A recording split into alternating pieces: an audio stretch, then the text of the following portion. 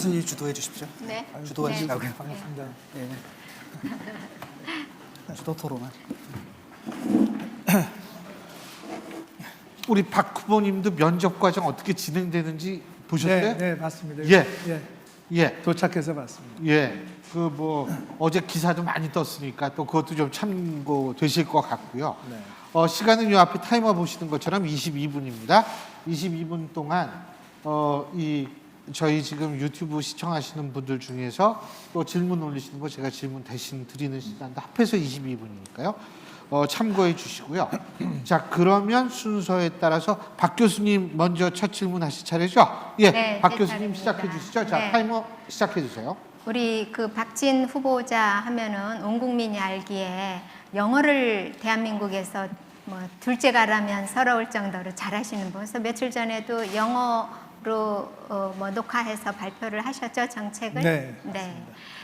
또 뭐 옥스퍼드대 출신. 이래서 우리 국민이 생각하는 후보자의 이미지는 굉장히 반듯하고 깨끗하고 뭐 이렇게 기억들을 합니다. 그래서 사실은 저는 정책으로 교육 정책이 좀 나와줄 줄 알았어요. 그런데 3대 정책에는 교육이 빠져 있더라고요. 그 교육의 현실을 잘 모르시는 거 아닌가. 현재 우리나라 교육의 가장 큰 문제점은 무엇인지. 대한민국이 사실은 교육으로 흥했지만 교육으로 지금 망해가고 있거든요. 그래서 그 부분에 대해서 교육 정책 혹시 준비하셨는데 발표를 못 하신 게 있으면 발표를 좀 해주시기 바랍니다. 사실은 제가 교육 정책을 발표를 했습니다. 그 페이스북에 올린 지 한 달 됐어요. 네. 그런데 그 언론에서 별로 취급이 안 되고요.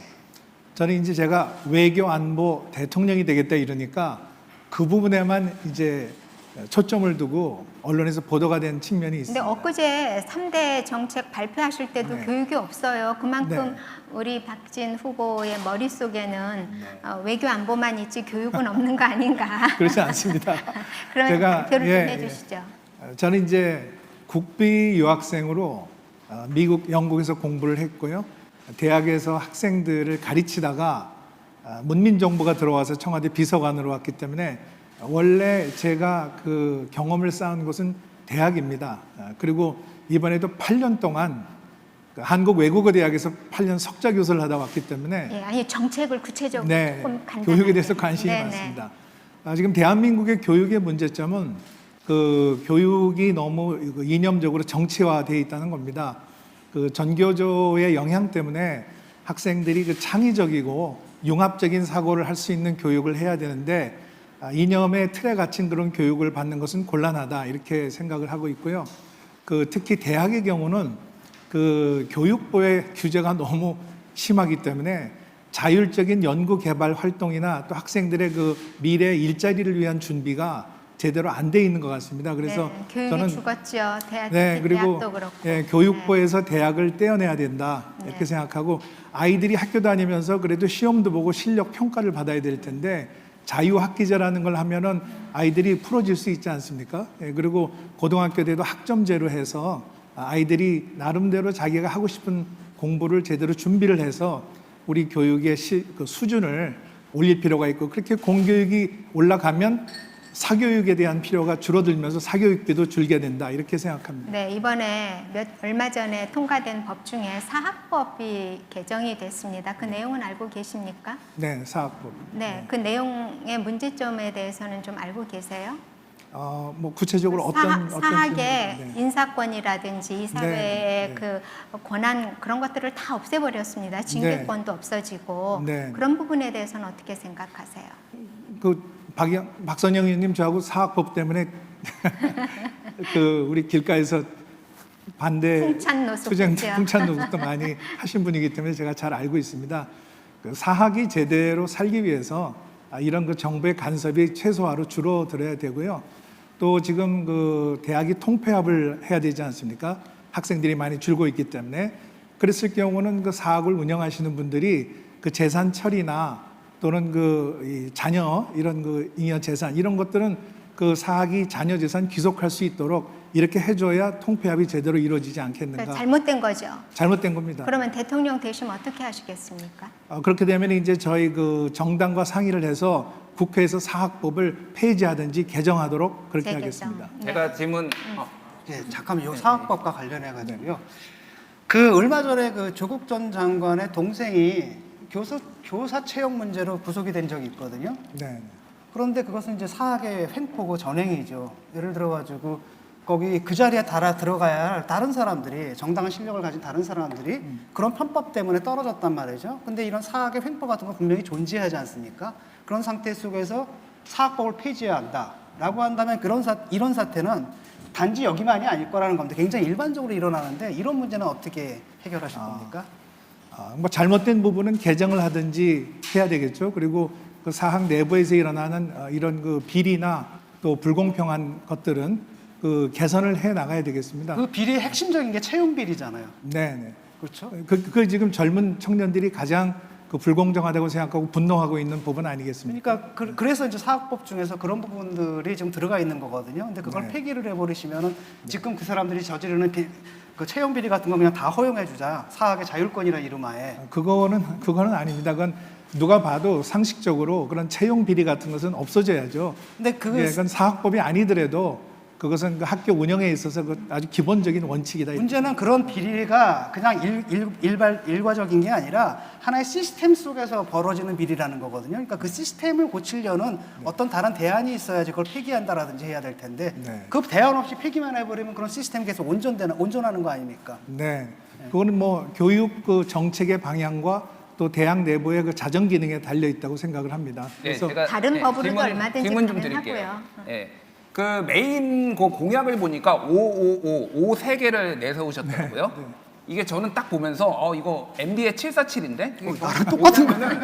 경제 성장률 5%, 국민소득 5만 달러, G7에서 G5로 향해 이거 맞죠? 네, 맞습니다. MB 이명박 대 후보가 그때 그러니까 경제 성장률 7%, 4만 달러, G7 이거 카피하신 거 아닙니까 일단? 아닙니다. 제가 그 고민해서 만든 겁니다. 왜냐하면 지금 우리 그 잠재 성장률이 한 2.1% 되거든요. 예. 그리고 내년도 성장 전망이 3%고요. 어제 한국경제연구원에서 나온 거는 3.9%가 나왔습니다. 그 이야기는 한국이 잠재 성장률은 있는데 성장력은 지금 제대로 경제가 뭔가 안 들어가고 있다는 겁니다. 그래서 자본 증가율을 늘리고 생산성을 늘리면 저는 충분히 우리가 5%까지 갈 수 있다. 제가 이제 궁금한 거는 MB 이명박 대통령이 747 내세웠지만 어느 거 하나도 달성을 못했어요. 그래서 제가 진짜 궁금해서 지금 대한민국의 소득이 3만 달러가 좀 넘는데 3만 5천 불. 예, 5천인데 5년 안에 5만 달러로 정말 만드실 수가 있는지 그리고 G7도 아직 못 들어갔는데 G5로 들어가면 어떤 나라를 제끼고 도대체 들어가신다라는 건지 그리고 지금 대한민국 정도의 경제 규모를 가진 나라 중에 5% 성장률을 보이는 나라가 전 세계 하나도 없습니다. 근데 어떻게 이거는 MB의 747의 뭐 뻥튀기 공약하고 똑같은 거를 지금 내세워서 국민들 현혹시키려고 하는 거 아닙니까 지금? 아닙니다. 그 지금 이제 아까 말씀드린 대로 지금은 우리가 뭐 마이너스 성장도 하고 했지만은 내년에 3%, 그다음에 4%, 그다음에 5%로 쭉 가면 2027년 제가 대통령이 되고 나서 마지막 임기 때는 5만 3천 불이 됩니다. 4% 성장을 해도 5만 불이 되거든요. 그러면 이제 G5로 가는데 그럼 우리가 따라잡아야 할 나라가 어디냐? 그 GDP 전체 규모로 보면은 그 이탈리아하고 캐나다입니다. 이탈리아, 캐나다를 제끼면 영국하고 접전을 하게 됩니다. 그래서 이제 우리가 뭐 영국에 뭐 꼭 늘 따라가야 될 필요는 없으니까 G5로 갈 수 있다. 근데 사실은 이런 규모를 가진 나라에서 경제 성장률 5%라는 것은 사실 가능하지가 않거든요. 상식적으로. 왜냐하면 우리가 중국입니까? 지금 중국도 6% 정도거든요. 그런데 어떻게 5%를 가겠다라는 건지 이런 것 자체가 예를 들어가지고 뭐 이명박 대통령을 해서 이걸 하기 위해서라도 뭐 4대강 사업이라든지 뭐 이런 거라도 했는데 지금 그런 시대도 아니고 이걸 어떻게 5%라는 이 고도 성장에 어떻게 보면 불가능한 그런 식의 그 보수층의 과거에 굉장히 낡은 사고 방식에 좀 호소하는 측면이 있거든요. 그래서 저는 5%를 어떤 주장하는 후보다라고 하면 이분은 좀 이상하다. 신뢰감 솔직히 안 갑니다. 5% 얘기를 하면 꼭 이래야 되는 거예요. 진 교수님 5%로 가려면요 노동 개혁 필요하고요 규제 완화해야 됩니다. 예, 다 그리고 해도 인재 양성해야 되고 글로벌 전략이 있어야 됩니다. 그거를 다 갖추면 5% 얼마든지 전 갈 수 있다고 생각합니다. 우리가 지금 하는 3%다라는 것도 사실 OECD 평균으로 보면 상당히 높은 편이거든요. 그리고 아시겠지만은 경제가 고도화되면 될수록 정권 하나 바뀔 때마다 1%씩 떨어지잖아요. 성장률이라는 건. 그건 저는 자연스러운 거라고 보거든요. 너무 급격하게 떨어지지 않는 한. 그다음에 우리가 그런 외적인 성장률이 아니라 내포적인 성장으로 네. 가야 되는데. 내년 세계 평균 성장률이 얼마인지 아십니까? 4%입니다. 그러니까 그건 문제는 뭐냐면 그러면 코로나로 인한 코로나 기저 때문에 효과죠. 예, 그러니까 코로나로 우리도- 인한 기저 효과고. 예, 그러니까 물론 10% 나올 수 있죠. 우리도 코로나 19를 빨리 극복을 해야 되는데 그러려면은 백신 접종이 가장 핵심. 그러니까 이 5%라는 게 그럼 코로나 효과로 인한 기저 효과로 해서 5%라는 겁니까? 아니면 일반적인 5%라는 겁니까? 물론 코로나를 극복을 해야 되겠지만 일반적으로 볼 때 아까 제가 말씀드린 것처럼 우리 자본 증가율과 생산성이 2.5%씩 올라가면 되고요. 지금 문제는 뭐냐면 인구 절벽 때문에 저출산 고령화 때문에 노동 증가율이 마이너스 0.5입니다. 그러니까 이거를 0%까지 올리면 두 개를 합해서 5% 만들 수 있습니다. 다른 후보님에게서 주제인데요. 공약을 보게 되면 다른 주제 넘어가면 안 하나만, 될까요? 네. 하나만? 네. 네.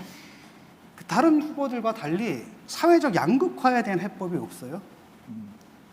이상하죠? 네, 제 공약을 그동안에 이제 소상공인 자영업 대책에 대한 공약, 그리고 청년 일자리, 그리고 이제 경제 성장에 대한 공약을 쭉 했는데요. 거기 보면은 우리나라를 지금 가장 양극화로 만든 바로 그 정책이 소득 주도 성장이라고 생각을 합니다. 소득을 올리면 성장이 올라가겠다.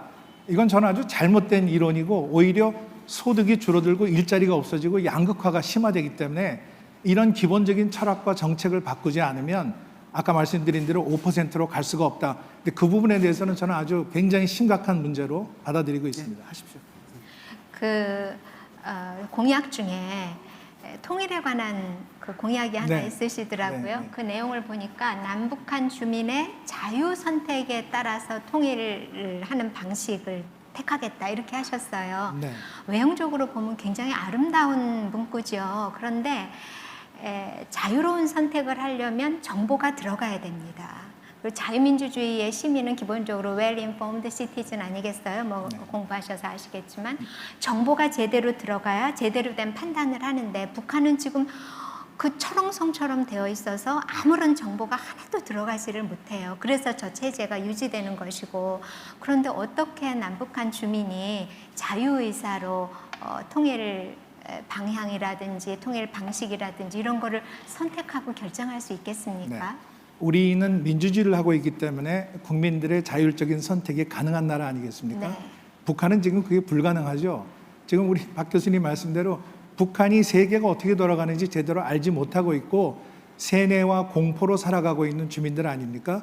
그렇기 때문에 북한이 필요로 하는 정보를 유입을 시켜야 되는데 이 정보에서 대북 전단 금지법을 일방적으로 밀어붙여가지고 기본적인 표현의 자유와 북한 주민들의 알 권리를 완전히 막아버리지 않았습니까? 차단했죠. 저는 그건 정말 잘못됐다고 생각을 합니다. 그리고 이제 우리 진 교수님이 이제 독일에서 공부하셨는데 그 독일이 통일된 것은 서독이 동독을 흡수한 건 아니지 않습니까? 동독 주민들이 스스로 걸어가지고 베를린 장벽이 무너지고 여행의 자유를 찾아서 간 거 아니겠습니까? 저는 북한 주민들도 그런 스스로 자유민주주의와 통일에 대한 선택을 할 수 있도록 북한을 변화시켜야 되는데 그게 지금 말씀하신 대로 정보의 유입과 북한 인권의 개선이다 이렇게 생각을 합니다. 그럼 북한 인권 개선을 위해서 대통령이 되시면 어떤 일을 하시겠습니까? 지금 우선 북한 인권재단 이거 제대로 네. 지금 움직이지 않고 있고요. 예. 저희들이 그렇게 야당으로 있으면서 이야기를 했는데 차일피일 미루다가 지금 이렇게 됐습니다. 그리고 그 북한의 지금 우리 국군포로 납북자 이 문제 우리가 해결을 해야 되고요. 네. 그다음에 그동안에 그 북한의 인권 어떤 그 탄압이 있었고 어떤 범죄가 있었는지 이걸 우리가 차곡차곡 다 정리를 해서 통일이 되는 과정에서 그런 것들을 전부 우리가 처리를 하고 정리를 해야 되겠다 이렇게 생각합니다. ICC를 활용할 생각은 없으세요? 그건 제가 그 송상현 교수님하고 네. 한번 말씀을 드려봤는데 ICC에 있는 그 검사들이 그렇게 하자고 하는 분들도 있는 걸로 알고 있습니다. 그래서 그거는 국제법에 따라서 인도주의적인 비인간적인 행위에 대한 책임을 물을 수 있다고 생각을 합니다. 그것도 우리가 진지하게 검토를 해봐야 될 문제입니다. 네. 공약 발표하시는 걸 봤는데 진짜 모든 후보 중에서 제일 잘하시더라고요. 그랬는데 그러다 보니까 전체적으로 무난한데 그러다 보니까 구체성이 많이 좀 떨어지는 것 같아요. 예를 들어 가지고 도심 맞춤형 주택 같은 거 있지 않습니까? 네. 근데 뭐 결국은 재개발 그다음에 뭐 용적률 상승 뭐 이런 거잖아요. 네. 모든 후보들이 다 하고 있고 다른 후보들은 이거보다 훨씬 더 구체적인 공약들을 갖고 나왔거든요. 네. 근데 예를 들어 이렇게 보죠. 청년과 신혼부부들한테 제공한다는 거잖아요. 그 사람들이 이 집을 어떻게 살 수 있는가요? 국가에서는 네. 그걸 어떻게 지원하는 건가요? 네. 제가 만든 말입니다. 그게 도심 맞춤형 주택이라는 게 도심에 있는 고밀도형 주택인데요. 직주 근접이고 그 근처에 환경이 아주 잘 돼 있는 그런 그 주택을 젊은 청년들이나 신혼부부가 선호할 거 아니겠습니까? 네, 그래서 그 청년들이나 신혼부부들이 들어갈 수 있는 금융대출 지원을 해줘야 되고요. 또 그 다음에 만약에 거기서 아이를 낳아서 기른다고 하면은 그것을 그 정부가 임대를 해줘서 10년, 20년 동안 살 수 있는 그런 그 탄력적인 그러니까 다른 운영을. 후보들 같은 경우는 예컨대 뭐 그 집값의 80%를 임대해 준다라든지 빌려준다라든지 그걸 갖다가 몇 년에 걸쳐서 상환한다라든지 이런 네. 구체적인 그 공약들이 있거든요. 근데 네. 그 후보님에게는 그런 게 안 보여서. 네, 저는 뭐 숫자는 안 집어넣습니다만은 그 정부에서 얼마든지 그걸 지원할 수 있는 전문가들의 그 분석이 나올 수 있다고 생각을 합니다. 그래서 10년, 20년, 30년을 걱정하지 않고 살 수 있도록 그런 그 금융 대출과 재정 지원 이런 것들이 이루어져야 되겠습니다. 제가 좀 질문 드릴게요. 그 후보님 그 외교안보 정책을 보니까 쿼드에 참여하겠다라고 말씀하셨어요. 네.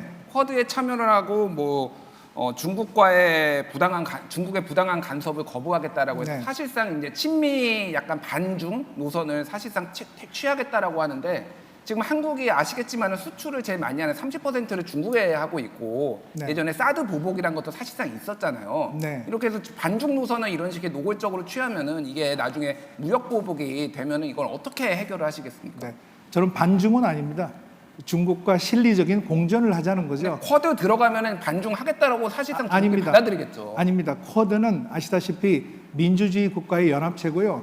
트럼프 행정부 때는 그 중국을 견제하기 위한 안보적인 의미가 강했지만 지금 바이든 행정부에 들어와서는 민주주의의 가치를 지킨다고 하는 가치 측면이 훨씬 더 강조가 되고 있습니다. 그래서 저는 대한민국이 쿼드에 들어가지 않을 이유가 없다고 생각을 합니다.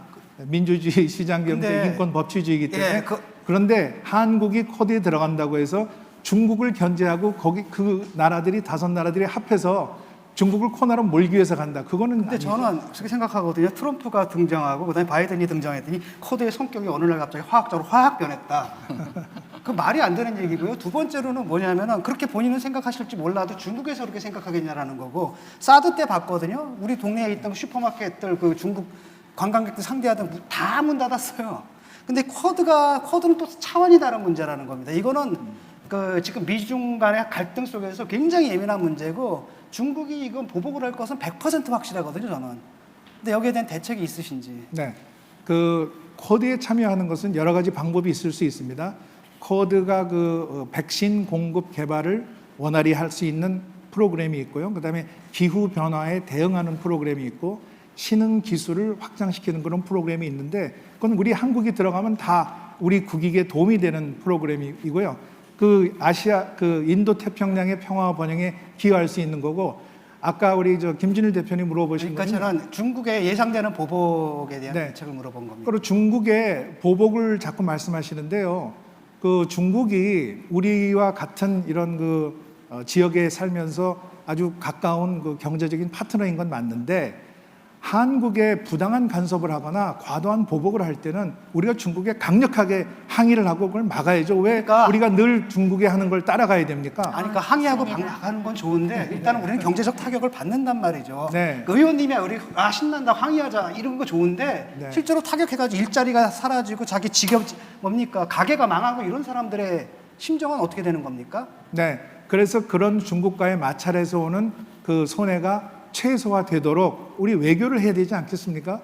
중국에 대해서 한국이 어떤 생각을 하고 여기에 대해서 반대를 하는 건지 설득을 시켜야죠. 그냥 중국이 보복한다고 해서 그게 당하고 있으면 바로 그 외교 되겠습니까? 때문에 우리 정부에서는 그 쿼드에 들어가는 것들을 상당히 모호하게 전략적 모호성을 취하는 거고 저는 그게 합리적이라고 보거든요. 근데 왜 이걸 깨고 그러니까 일부 보수층들이 아 신난다 우리는 중국하고 맞짱 뜨는 사람이야 자기들 심리적으로 좋을지 그건 아닙니다. 모르지만 오히려 한국이 쿼드에 들어가서 그 쿼드가 중국에 대해서 과도한 행동을 할 때 우리가 그것을 제어할 수 있는 기능도 역할도 있다고 생각을 해요. 그 그렇기 역할을 때문에 중국이 하는데 그 기능을 한국이 높여야 결혼하는 되죠. 쿼드. 네. 우리가 그러니까 쿼드가 네. 어떤 행동을 취해야 될 건가에 대해서 한국이 나름대로 거기에 의견을 제시하고 다른 나라를 설득할 수 있어야 됩니다. 네, 요즘도 해군 정복 입으십니까? 집에 있습니다. 네, 앞에 두 분은 군 면제자였고 여기는 해군 장교 출신이시죠. 네, 40개월 근무했습니다. 네, 북한 핵 이 문제 어떻게 해결하실 겁니까? 네, 북한 핵은 지금 벌써 NPT 탈퇴한 지 28년이 돼가지고요. 점점 더 악화되고 어려워졌습니다.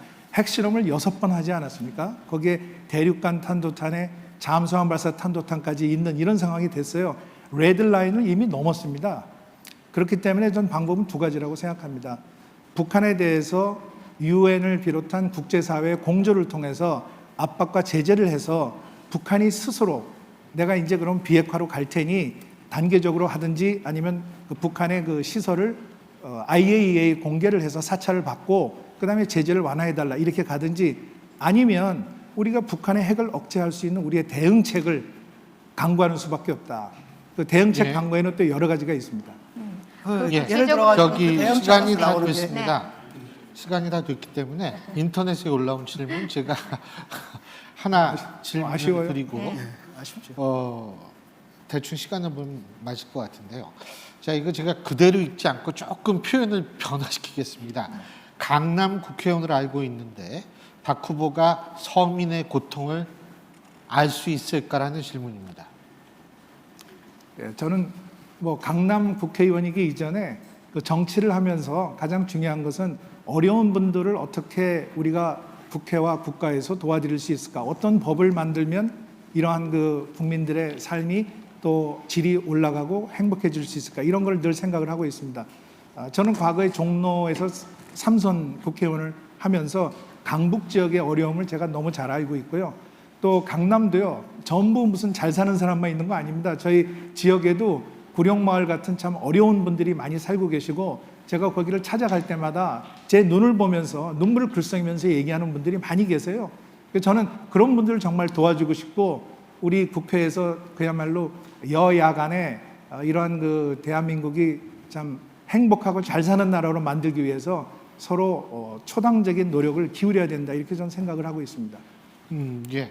여기에서 이제 그 질문 내용 중에서 이제 그런 질문을 하신 분의 의도도 제가 어떤 뜻인지 좀 알아가지고 제 질문 드린 건데요. 시간이 다 됐습니다. 자, 22분 동안 시간이 다 지났는데요. 22분 동안 수고하셨습니다. 예, 예. 수고하셨습니다. 고맙습니다. 고맙습니다. 감사합니다.